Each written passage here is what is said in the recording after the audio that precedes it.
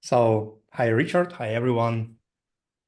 Today I'd like to talk about diffusion language models, which is a really new, cool type of models. It's not that new, but it became real viable this year, so I think we will see more of them. And today let's split our video into parts. First, I'll explain how it works, and then we can do some live coding. So I couldn't find a single paper to present, so we will drew from the whole bunch of papers on the topic today. These are roughly split into 3 research streams from 3 different labs, roughly Cornell University, and then Google DeepMind, and then Renmin University. And they all have their own products where you can actually try diffusion language models, which we will definitely do later today. So before we begin, let's do some 101 on text generation and how language models usually work in general. So we need to learn some words here, and one of the words is autoregressive, which is this type of generation of text when you generate text word by word or token by token, left to right, one by one. You can start from an empty sequence, or you can start from a prompt, and then your model generates the first token, and this generated token then becomes part of the input, and then you feed it to the model again, it generates a second token, and this cycle goes on and on. You generate your output until you reach a special end of sequence token or some other criteria. So that's how most of language models work currently. So this is our GPT style models. When you use ChatGPT, I'm pretty sure you're familiar with it. Now, what's cool about diffusion models is that they generate text non-autoregressively. And let me hide this stuff. So in non-autoregressive generation, your model generates a sequence as a whole. So you start from an empty sequence, and then in your first generation step, you generate some tokens in arbitrary positions, so it doesn't have to be left to right. And also you can generate multiple tokens in parallel. And this is your first generation step. And in your second generation step, you can generate more, and then you can complete your sequence, complete your generation. And this approach has a number of advantages compared to traditional autoregressive generation. First, it can be really fast because you may make fewer iterations. So when you generate text from left to right autoregressively, you need to make that many steps as output tokens you have. But here, so as you saw, we made just 1, 2, 3 iterations, and we generated 6 tokens. So it can be fast, and we will see why later. Another advantage is that it can self-correct mistakes that it makes. What I mean by this is that in traditional autoregressive generation, let's say the model generated the cat set, but that suddenly it has no way essentially to go back and correct cat to dog or whatever. So once it's generated something, it's here to stay. While non-autoregressive models, in principle, on the next iterations, and they can correct the previous output. So they can self-correct mistakes. There are a number of other advantages that we will look at later. One caveat is that these advantages are only potential. So to this day, there is no model that has them all. We have diffusion models that are fast, but they lag behind in terms of quality. Or we can have models that are very promising in terms of quality, but they are slower than traditional autoregressive models. And we will look at these trade-offs as well.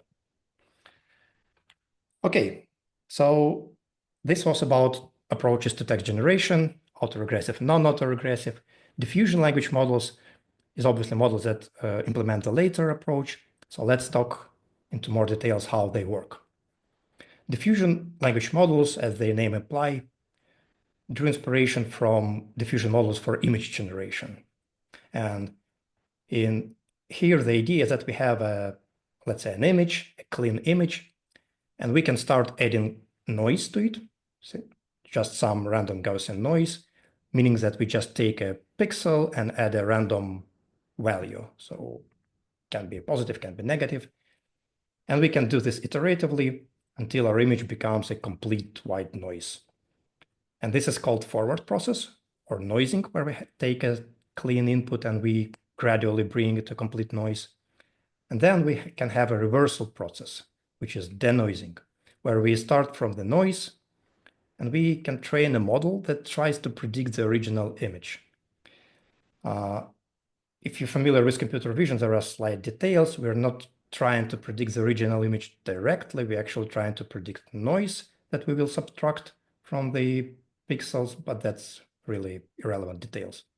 What's important is that this idea that we have something clean, some signal, which we have, and we can generate plenty of training data by noising it, and we can train a denoising model by feeding it two samples, more noisy and less noisy, and trying to generate less noisy version from the more noisy version. The same idea works in diffusion language models. We start from a clean text, the cat sat on the mat in this case, and we want to add some noise and add more noise until we get to some total noise state. And then in reverse, we feed our model just a white noise, and we gradually denoise it until we get a clean sentence. That's the rough idea. The problem is how to actually implement this. And the difference between text is that it contains discrete tokens, right? So pixels are more like analog signal. So pixels have color, and we can make red slightly brighter or slightly more dimmed, but it will stay red nevertheless. But how would you change cat to be more cat or less cat? It's not obvious at all. And one line of research work is approaching these. So this is called continuous diffusion or diffusion in latent space. And here we say, okay, let's represent text as a continuous vector somehow, and then we will noise these vectors. One way to represent text as vectors, so we know that every token can have a corresponding token embedding. So these colored boxes here are vectors. This essential array of real numbers. And we can start with this during the training, and then we can add noise to these vectors. So we tweak these numbers in these colored boxes until we get them to be completely random noise. And then the reverse model will take this sequence of random vectors and try to denoise them until finally we get to some points in this multidimensional space that hopefully corresponds to the original token during the training. And during the inference, we will just find, so we can imagine that every vector points to some point in space, right? And we can search in this area to find the token that matches it the best. And this is how we get back from continuous vectors to discrete tokens. Question. There are So you mentioned in the autoregressive models you have the like end of stream token that says like we're done. So in the diffusion model, how does it know when it's done or like when it thinks it's done? Yeah, that's a great question. In generally, we will see it later in other models, but here we just assume that we have a predefined number of steps. Here, like 4 steps, and we just doing 4 steps of diffusion, starting from noise 1, 2, 3, 4, and then we decode to the sequence. And one difference from the autoregressive, so autoregressive can generate outputs for arbitrary length. We can generate for 3 steps or for a million steps until we get the end of sequence. Here, we need to know in advance the output sequence length. So we feed these 6 tokens, and 6 tokens is what we get in the end. This can be padded, so the last tokens can be special pad tokens that indicates like this is not used, so the sequence can be shorter, but it cannot be longer. And this, at least in the vanilla formulation, so we will see later how to overcome this. Yeah, so that was continuous diffusion models, and there are other ways to represent text as vectors. So initially, people tried to cram the whole sentence or a whole text in a single vector and operate on this. But obviously this has limitations because vectors of fixed size can only contain that much information. I will not talk much about continuous diffusion now because the quality of these models currently lags behind. and state of the art is elsewhere. State of the art in diffusion models in discrete language models. And there are multiple ways to approach discrete diffusion models, but I will start from one of the simplest, but at the same time, one of the currently best performing models. And we will also live code it later to see how it works in more details. So in mask discrete diffusion language models, our noise is just masking. So we take some random token and we replace it with a special mask token. Here I indicated as a underlines, but you can imagine that this is kind of a special mask token, right? And we do this gradually. So on the first step, we can mask 30% of tokens, then we mask 30% more of tokens until we get all of the input sequence completely masked. And in the reversal process, we do the backward process, essentially. We start from all masks, we try to predict something, and then we iteratively do this until we get the initial sequence. And you probably notice that this should be familiar to you if you kind of long in natural language processing.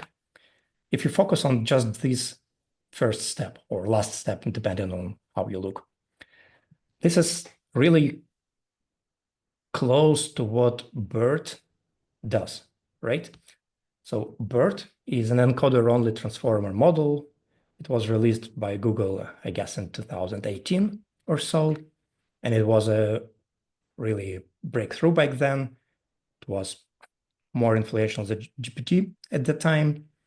And the way the BERT operates, so it's a transformer model, but it's an encoder only, meaning that it takes a sequence of input vectors or tokens, and it outputs the sequence of the same length. So if you have 6 tokens in, you have 6 tokens out. And the way the BERT was trained is by taking this clean sentence, and corrupting it in some ways. And part of this corruption was taking 15% of tokens and masking them, which is exactly one step of diffusion. And in fact, many papers on discrete diffusion admit that BERT is a partial case of diffusion. It's like one step of a diffusion model. Diffusion takes this idea further. So in diffusion, they say, okay, why stop here? BERT can recover 15% of tokens to the original, but what if we have some sort of BERT? What if we feed it a sequence with 30 or 60% tokens masked, or even 100% of token masked? Can we recover from here? Now, the original BERT is not really a good fit for here because it was pre-trained on 15% tokens mask, and we need a dynamic masking rate. But essentially, you can train the very same model on a slightly modified objective, which is dynamic masking rate. Let's just call it denoiser to be more correct. But whenever I say denoiser in this context, you may imagine BERT. That's what I really do, and it helps to understand it. So once we have this, we can, again, gradually, let's actually see how we do sampling from such a model. So imagine we have already trained it, and now we want to do some inference. So we start by feeding all masks. And as I said, we need to know the output sequence length in advance.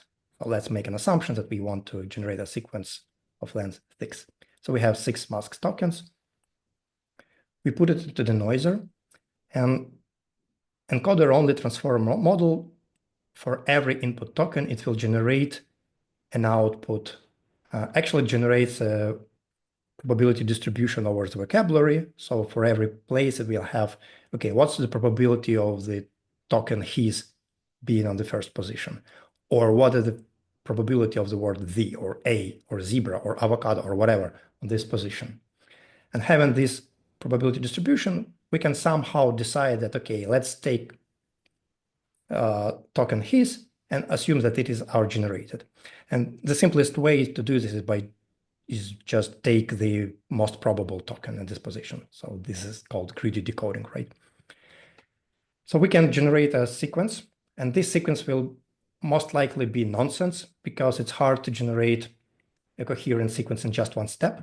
But what you can do is you can assume that some of these tokens are kind of final or generated. So you take them and you discard the rest. And there are multiple ways you can take one and discard the others. One strategy is to just do it at random. Slightly more complicated, but still simple, is to discard tokens with lowest probability or lowest confidence. So every token has a probability associated with it, right? So you can take top, let's say, 2 most probable tokens, and then you remask the rest, which is your way of saying, okay, I want to discard them. So after this first iteration, we have 2 generated tokens, and we repeat. The model gives us a new output. This time it will hopefully be closer to the topic of cats and on. Again, you don't have to take them all. You only take part of them. You mask the rest, and you do it until you have no masks in your output, which is another answer to your question, how do we know when to stop? So I actually have a follow-up question, which is almost like, how do we know where to start? Because in autoregressive models, the prompt is like the beginning of the text, and then it just keeps predicting tokens after the prompt, right? Yep. How do you incorporate the prompt into this? If you're starting from just masks and no prompt, like how does the prompt influence, which tokens are more probable than others? Yeah, that's a great question. So in fact, we can just append prompt here. And okay, so the prompt has already been demasked, basically. yeah. Okay. And what's cool, we will see it later, but what's cool about diffusion models that the prompt doesn't have to be just a prefix as it is in the autoregressive. We can have some parts of the prompts in the middle of generation, in the end, and we can make the model respect this position. That's So, cool. yeah. Yeah, another cool stuff that we can do is, remember I was talking about self-correction. So noticed here that the model generated the word big, like big cat. But then on this step, maybe at this position, this time, the token Z is more probable. So we can decide to replace previously generated token big with Z.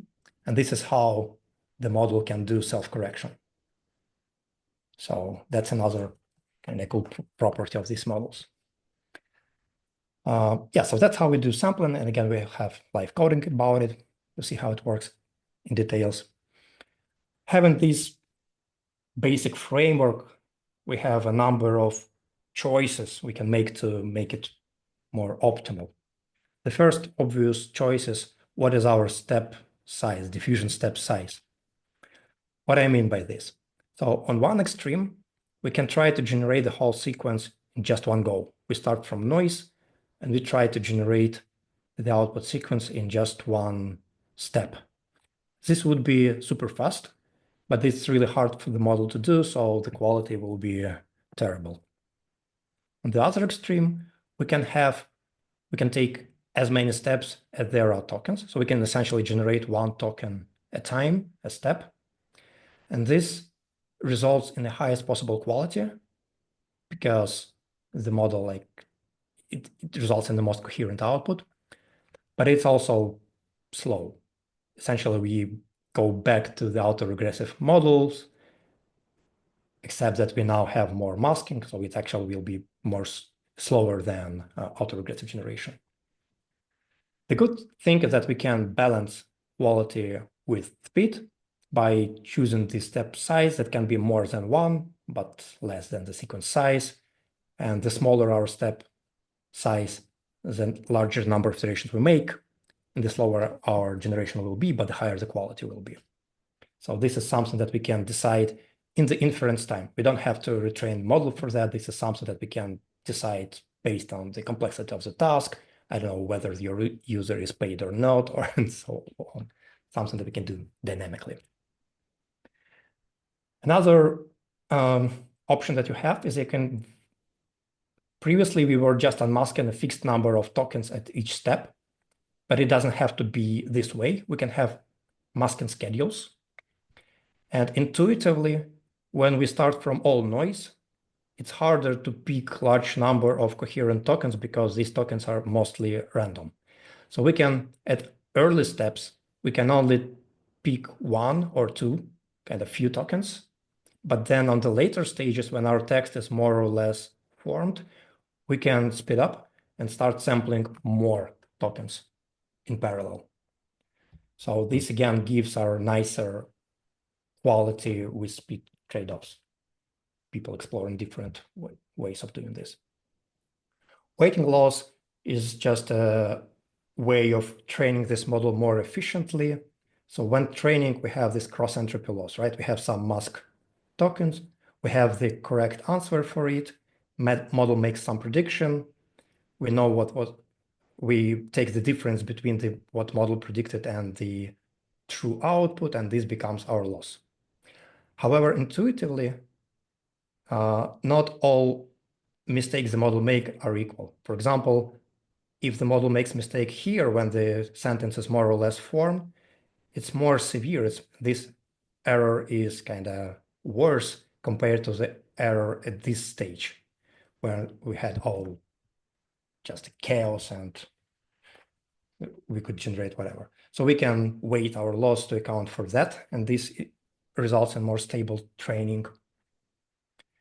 Another question is, which noising function do we use? Masking is one, but also we can replace tokens at random, or we can be smart about how we replace tokens. We can replace words on their synonyms to make it harder for model to guess. And this is kind of detailed, but a fun fact that historically, one of the first papers on this topic from Google, they introduced a pretty sophisticated framework that had a Markov transition matrices that allowed you to express absolutely arbitrary transformation. So you can do, using these transition matrices, you can represent masking, you can represent random token replacement, you can represent synonyms and everything. And it was a really nice framework that influenced a lot of papers, but the results there was not so great. So a large number of papers that came this year and in late 2024, they just used a much simpler masking objective, and it gives them better result, maybe for some unrelated reasons. Another thing that you can do with diffusion models is you can just emulate autoregression. So nothing stops you from forcing model to generate the first token and then the second, third, and so on. And this is often used as a baseline. So you can take a pre-trained diffusion models and you can evaluate it as an autoregressive model and see how it compares to the autoregressive model of the same size. Super important thing, which is used by virtually everyone, is block diffusion. Block diffusion is kind of trade-off between autoregressive and non-autoregressive generation, and it's called semi-autoregressive generation. And here, so let's essentially split your sequence in blocks. And let's say you start with a prompt, and then you have some masked placeholders for your output, but you split them in blocks of some size, and then you start generating within the first block only. So you limit your generation to the first block, and you don't do other blocks until you fully complete with the first one. And once you've done with your first block, then you move your generation to the next block, and you continue until you've done the whole sequence. This helps tremendously with long sequences, and also it helps with maintaining key caching, which is probably detail, but it's an important detail. You know, for the model to be fast, you'd better cache your key values in attention. And one drawback of the original diffusion models is that it's really hard to maintain cache when your sequence changes on every iteration step. So it's virtually impossible. But here you This can, reminds me of like it's like the SIMD version of like autoregressive, where it's like instead of doing one token at a time, you're doing like, 16 or whatever, however many at a time. yeah, exactly. So at some point, essentially, you start to converge some optimization from autoregressive model, starts to meet some optimization from non-autoregressive model, and they meet somewhere in between. Exactly. Yeah, but yeah, this model, this formulation is Kiwi cache friendly. Sorry. So once you generated a block, you can cache it and then use it on later stages. There are some newer developments. So for example, this paper came out just a week ago. Esoteric language model. They trained the model both as a mask diffusion model and as an autoregressive model. And this model can be used in two modes. So they can do diffusion mode to generate some tokens in random positions. And they can also use it as an autoregressive model to fill in the blanks after these generated tokens. And they have a lot of optimization, and all this optimization results in 65 times faster inference compared to standard mask diffusion models, which is super cool. I haven't read this paper in too much details yet, but it's probably worth mentioning it. Another ways of applying diffusion model as a draft model in speculative decoding to speed up autoregressive models. So speculative decoding is a super important topic. We'll probably leave it for another time. But essentially, in speculative decoding, you need some faster model that can generate you a draft of the output sequence, and then your primary target model can validate this sequence. And if you guessed a lot of tokens right, you get them more or less for free. And turns out that diffusion models are great for generating these drafts for speculative decoding. I'll probably stop here. So this was a kind of brief overview of how masked and discrete diffusion works in general. So we've seen that it can be high speed, and we can actually go and try in a second. It can self-correct mistakes. It can use bidirectional context, unlike autoregressive models, meaning that when you generate a token, this token can attend and see tokens before it, but also token after it, which utilizes the context better, more efficiently. One thing that we didn't talk about much, but it's important in some application, is controllable generation.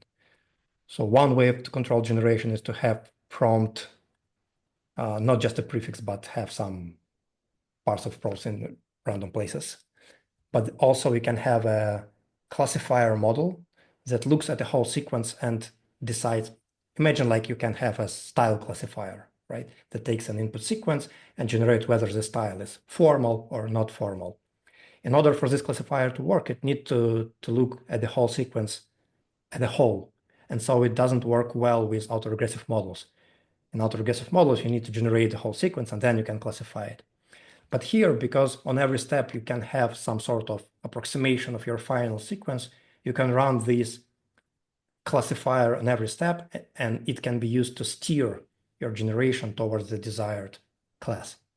So there are some smart ways of doing this. You can use gradients from your classifier model to steer generation.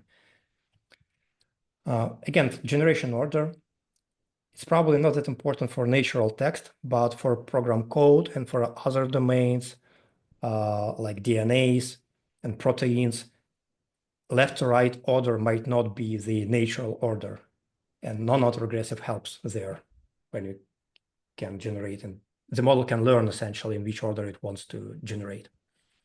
And the quality, we will see that some models claim to have better quality compared to autoregressive baselines, but at expense of being slower. Well, while other models, they are much, much faster, but the quality is not quite there yet. Yeah, so that was an overview. We can go back and try some models just to have an idea how it works. I really like the Mercury Coder playground from Inception Labs. I think they were first to release the production grade diffusion model. And in the playground, let me try use some prompt. So I hit enter, and you can see the Huh. diffusion process. Oh, that's cool. Wow.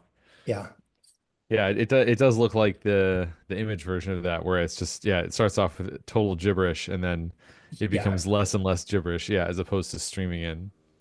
yeah. This is a super cool effect that explains how it works actually. So let's try another prompt. So I hit enter.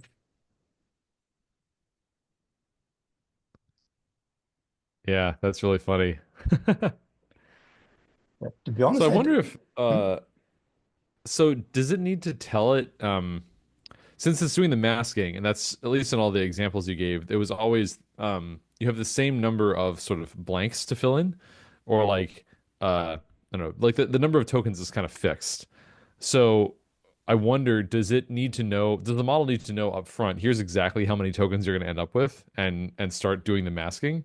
Or can the number of tokens change as it's going through the steps? Uh, yeah, so one advantage of these block diffusions that we looked at is that you can add blocks dynamically. Okay, got it. I missed that. All right, nice. Yeah.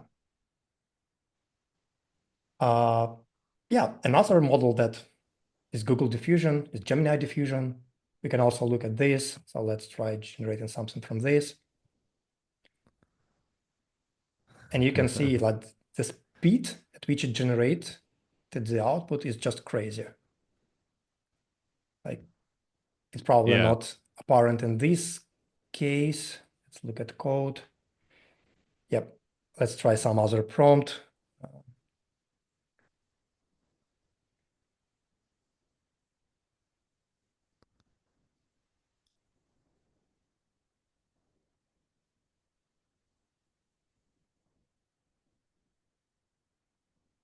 But it's also apparent that the quality of the output, I'm not sure why it, oh, okay, it has to translate into 10 Yeah, yeah, languages, yeah. so it was ex expected. Okay, so we have roughly 1,000 tokens per second. I tried it earlier and I was getting like more than I was getting almost 2,000 tokens per second, so they are crazy fast. So I think they claim to be 5 times faster compared to Gemini 2.0 Flash Lite. So we can see that in terms of quality, we're not quite at the level of Gemini 2.5 Yeah. Pro, but we are I much mean, faster. intuitively, it makes sense that this would be faster just because it's able to do work in parallel instead of being sequential, right? Right. The autoregressive, you can't proceed to the next token until you're done with the previous one. This one can work on multiple tokens in parallel. Yes. Yeah. Uh, cool. Oh, yeah. And the final, like this diffusion model is actually open source. It's called LLaDA, and you can try it. They generate just one token at a time. So unlike the previous, and so they are slower to the a model of the same size, but which are autoregressive. But they claim that the quality is higher compared to the, let's say, llama of the same size. So they beat it on essentially across every framework. And recently they released a newer version of this model, which is even better. So this is another interesting direction. Like, okay, speed is one dimension, but quality is another. What if we focus on quality? Can we get higher quality using Hmm. diffusion models? And it seems like the answer, like, it's promising. It's not a definite yes, but it's promising. Uh, Yeah, so I wonder about so obviously there's like trade-offs compared to current autoregressive models. Do you know if people have been working on diffusion models for as long? I mean, like is a reasonable way to think about this that diffusion models are sort of a promising new technology, but there may be a couple years behind in terms of research because people have been working more on autoregressive or yeah, they they are definitely younger. Non-autoregressive generation in general is not that younger. I would say that non-autoregressive generation is pretty old, but they was using different methods.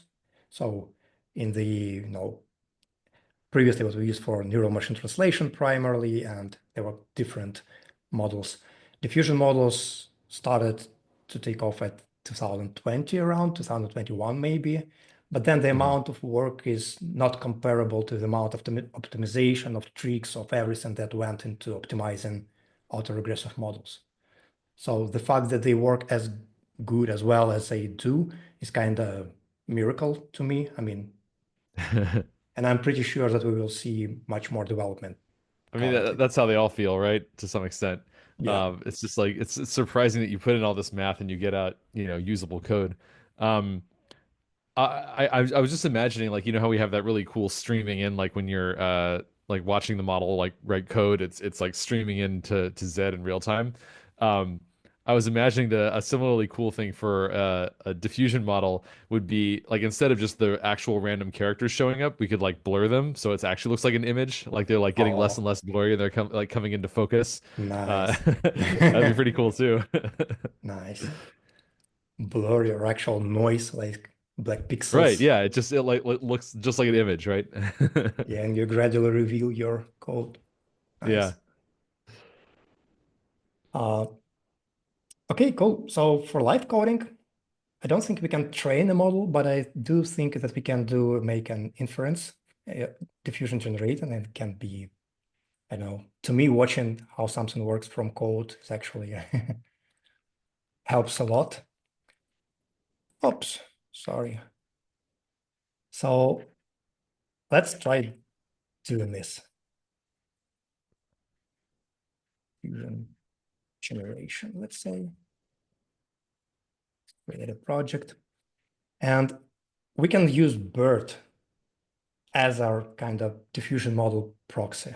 So I told you that we have this LLaDA, which is open source diffusion model, but it is kind of large. It's 8 billion parameters, so it's slower, it's not as fun to work with. But if you go to Hugging Face up, essentially we can use any masked language models as our diffusion model proxy to some extent. So if I filter models by field mask task, and that's sorted by downloads, more or less we can use any of these models. Some will be better, some will be worse, but to get the idea, we can try. The model that I'd like to use is called Modern BERT. It was released not so long ago. It's essentially a modern take of BERT. They train it up to longer sequences, 2000 tokens. They introduce all modern inventions, rope, interleaving attention, flash attention, more training tokens. So it's like just a better version of BERT, but the model size is the same as the original BERT, I think. So we can see that the modern BERT large is just slightly under 400 million parameters, which is tiny by modern standards. Yeah, usually billions. Yeah, these days we call like 3 billion parameters model a small model, or even 7 Right. billion. We call them SLMs, right? Small. Here we have like 0.4 billion. So I suggest using this model. This is a masked model, and if you look at the example, they have a snippet. So you can give it an input text, and you can use this mask token, and it will predict you the output. So let's go ahead and start from this snippet. I'll just need to use, sorry, I'll put you, we need transformers. We will need torch for this. Okay. I can share this project with you, I think, right? So Sure. Do you might want me to be, hop in on the live code, or you want to? I don't know if you can fix some Yeah, something. I probably don't have much to add. I'm just learning. Okay, I'll do it anyway. Let me do this, I don't know, ideas channel, just because we can. Let's yeah. Okay. Cool. You don't have to, I mean, Yeah.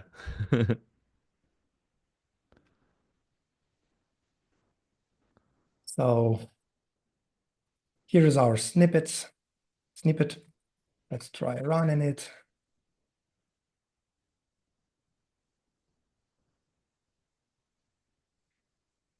When you run it for the first time, it will download the model. I downloaded it beforehand, but it still takes some time to load it to memory. Yeah, and we can see that it showed that predicted token is Paris, which is nice. I see. We can mask more tokens. Let's put the mask here, let's say.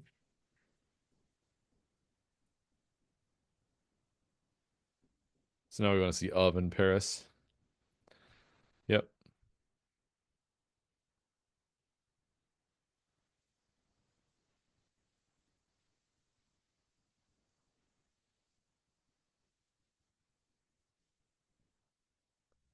Yeah, so this is, yeah, running locally, not fast.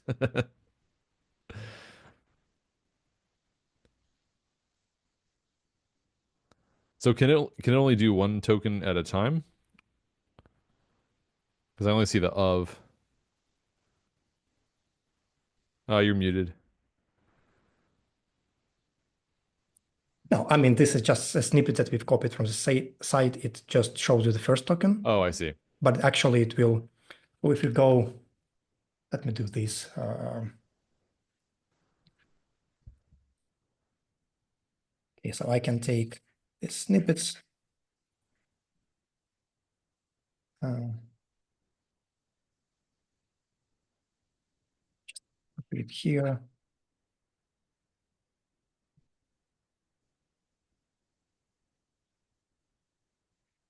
Well, let's take a look at what outputs are. So outputs returns are something, but we are mostly interested in logits. And logits is a tensor of the shape 1 per 9 per 50,000. And 1 is a batch size. So we only feed one sentence, one input sentence. So we have 1 here. This dimension is sequence length. So if we take a look at our inputs, how did it call input IDs? We can see that our input had 9 tokens. And so our outputs will also have 9 tokens. And then the final dimension is the vocabulary size. So we have 50,000 tokens in our vocabulary. So for every input token, we have an output of 50,000 probabilities. And we can take, let's say, output logits. So for the first item in the batch, the first output token in a sequence. And this will result, to make it a probability, we call the softmax function. And this returns us a vector of shape 50,000. And this vector sums to 1, as a good probability distribution should be. And then if I take an argmax, it returns me some token ID, which I can then decode. All right, we start our sequence with a special class token, but then if I take a second, it would be the capital of. Okay. And notice that of, so in our input, this was a mask. Right, yeah. But in output, it's off. So I So can now show. we're gonna get France and then Paris, yeah. I think I can do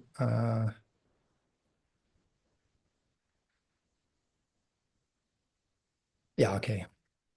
So this is how it works.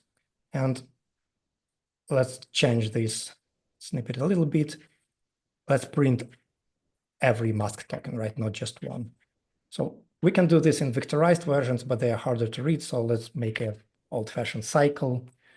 Let's just go through every index in our sequence length. And our sequence length is just whatever we have after the tokenizer. And we can have a generated token ID. So we take outputs, output logits, the first item in the batch, and then we take a look at this position, so first, second, and so on. And then we look for an output token with the maximal probability. And this is the token that we consider generated. And let's also see the kind of input token idea. So what we had at this position in the input sequence. Yeah, and this is just input IDs, first item in the batch. And then we can,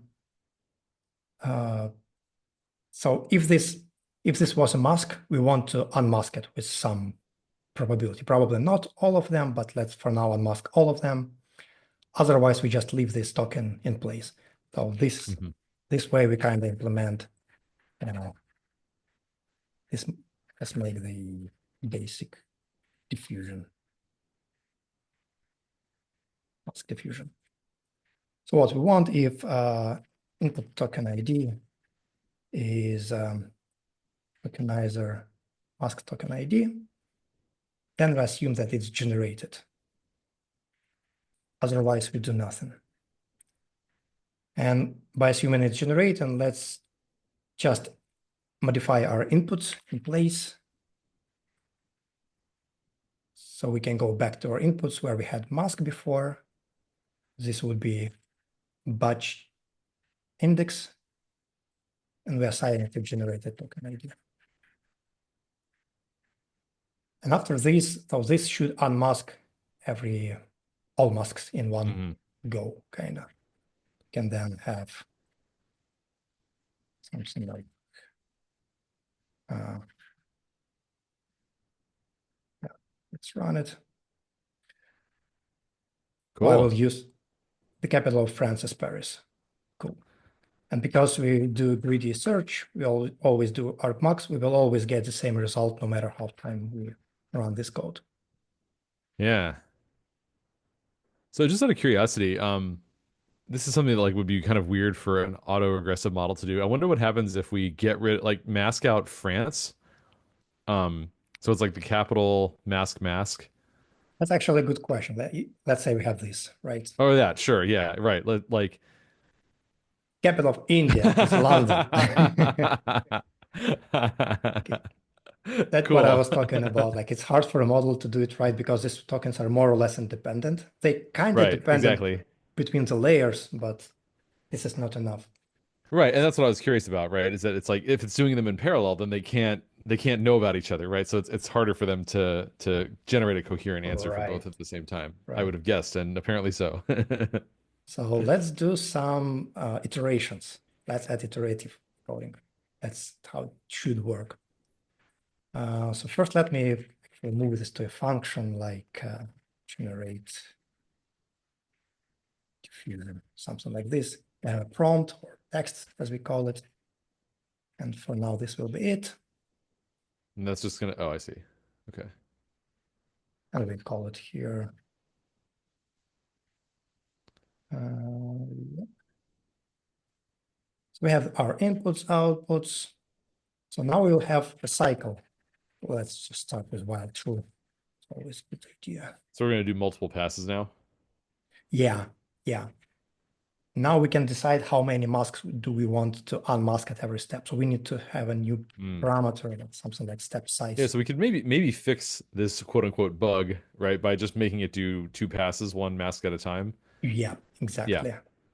So that's my hope that it will help, but let's see if it I mean, actually it should helps. at least, yeah, have a much better chance of generating a coherent answer or like a consistent answer. Yeah. Well, let's see what happens here. So we have our inputs. Let's leave them there. We have our outputs. We have our generated tokens. Let's not unmask them immediately. Let's collect them to somewhere. Let's call it candidates. And these candidates will be an array of a list of some token positions. So these are masked positions and the candidate token ID. So, and instead of immediately unmasking, let's just push it to candidates. And then after, so in this cycle, we just went through tokens one by one. And for all masked tokens, we find a candidate.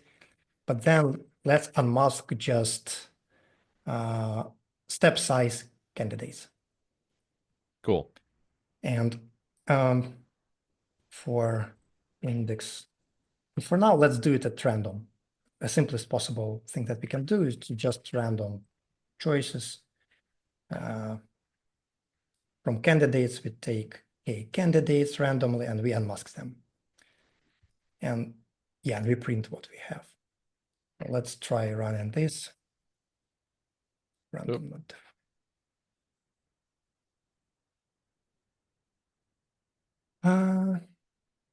So candidates.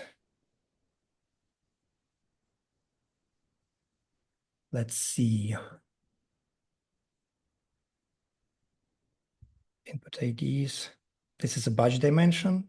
This is, I think it should be right.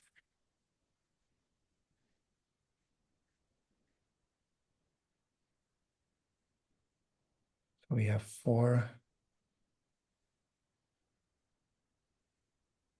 Okay. I guess the problem is that we keep looping, but at some point we'll have no candidates, right? So we'll need to, if not candidates, we'll need to break the cycle essentially. Oh no. Candidates.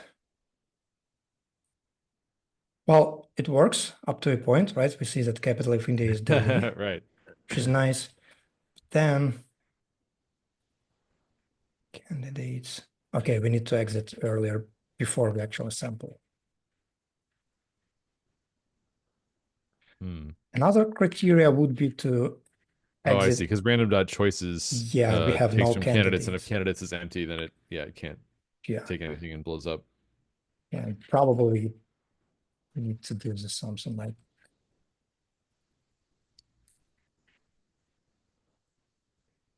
Another stopping criteria is that if we have no masks in the input sequence, right? So we can do input IDs or the mask, not decoder, tokenizer, neither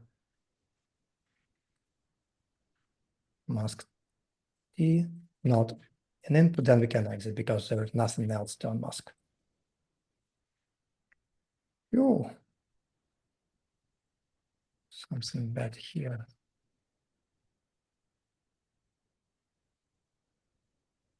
It's a null error, I guess. I don't really know Python very well. Why EOS? It's been masked. An idea.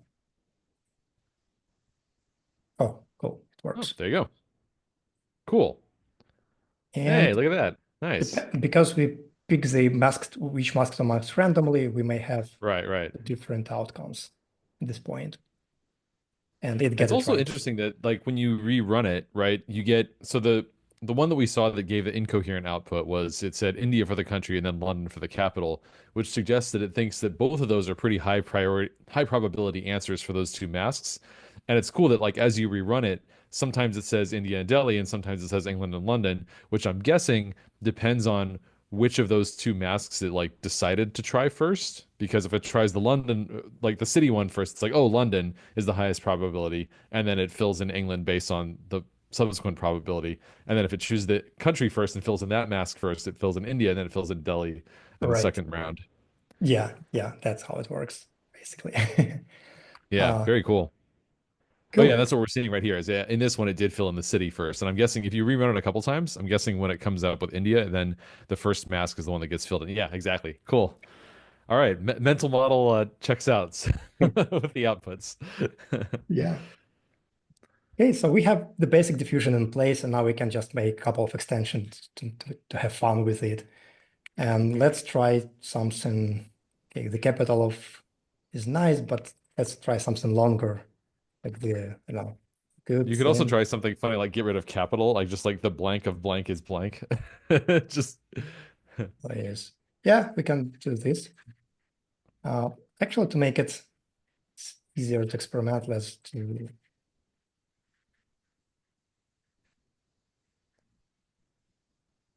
Yep, and then we can just replace. I see. So you just get multiple masks. Yeah, let's see what's the capital of Malta is in Malta. Is it Malta? Thanks, Cap. Uh, the capital of France is Paris. French Okay, not capital is bad. yeah. Okay, so And I guess a lot of these. Oh, it just kept going. I see. I was gonna say, like, what happened to the rest of the tokens? But yeah, it just kind of kept the capital of India is London. London is its capital. Here is How an did they get interesting there? one. Okay, that's an interesting one. Yeah, So let's see. So here, it started off with what did it fill in first? Uh, capital of it India, filled so in it got capital India. against. Yeah, so it started out early on. It added the word capital at the end, period, and then I see, and then it happened to fill in the capital of India is. That's surprising that it did London that much later on. So that kind of contradicts the earlier result we were seeing, where Hmm. if it already had India, then it would consistently pick Delhi. But in this case, yeah. But interestingly, it was at least self-consistent with like the second sentence is consistent with the first sentence.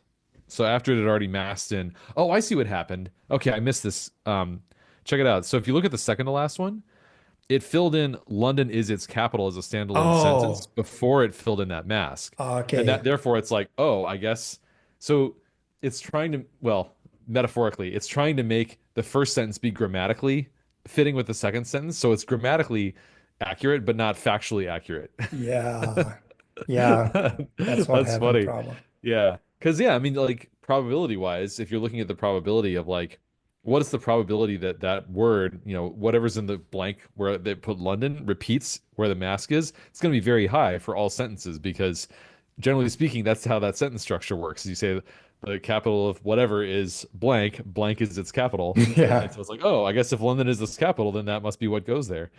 All right, so mental model still holds. okay. And there are a couple of quick things that we can kind of do to avoid this. One is to give the model ability to self-correct. So I'm pretty sure that if we give this and give it more iterations, that model would replace Hmm, London, either London or India. I So it see. will Yeah. probably self-correct. And another stuff is, I forgot which one. Oh, essentially, yeah, currently we remask at random, but we can start remasking low confidence tokens first. So we can be smarter about what we unmask. Yeah. Um, yeah, we can quickly try doing this if we have some time. I don't know. Yeah, we have a little bit of time. Okay, feel free to interrupt me at any time, but this can be fun sometimes. So Yeah, this could be we can make this be the last one.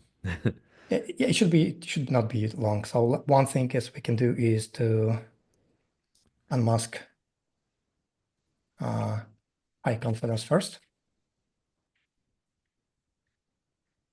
and we can also do not greedy decoding but sampling, which is also interesting. Actually, let's do this as well. Sorry.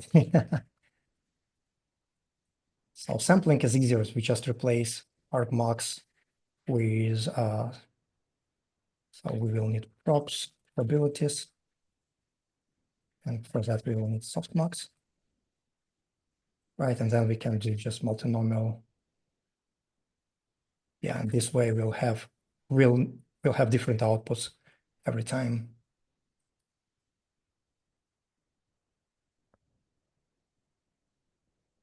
Brr. Capital of Russia is Ukraine. Nice. Oh man. I mean, sampling has its downsides. We probably need to do something like top K, temperature, and everything. So yeah, maybe okay. Let's keep it for now. The other thing is it can do is to unmask highest confidence first. And for that, we will need to replace this one. So we currently randomly sample which candidate to unmask, but let's do this according to the probability. And we need to collect probabilities as well. And we have a probability here as well, here already. So candidate probability will be this. Yeah, it's actually right. And now let's, instead of doing this random choices, let's just sort our candidates by the probability in reverse order. And then nice, it writes all the code for me. I just tap, tap, Hey, tap. edit predictions. And we just take the mean. Yeah, that looks about right. We don't really need mean here, but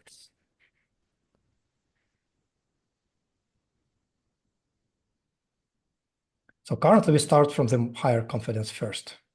Hmm. And it seems like, oh no, we get here as well.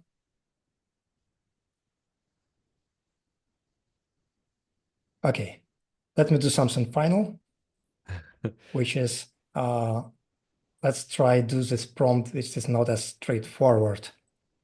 So the one that I was going to show is like the good thing about, let's say, Linux is ch. But then your prompt can look like this, Ah, okay. right? So your prompt can be a arbitrary structure. Yeah. And uh, and let's clear the screen.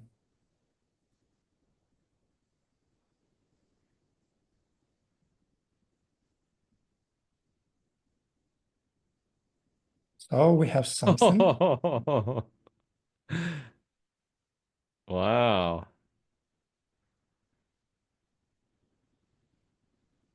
Stable and stable. Strong like Windows. Yeah. Yeah. For But this is fixing very things. cool though. I mean, because I can imagine like one of the things that we've been trying to do with like tool use is get it to do like refactorings on your code base and stuff like this.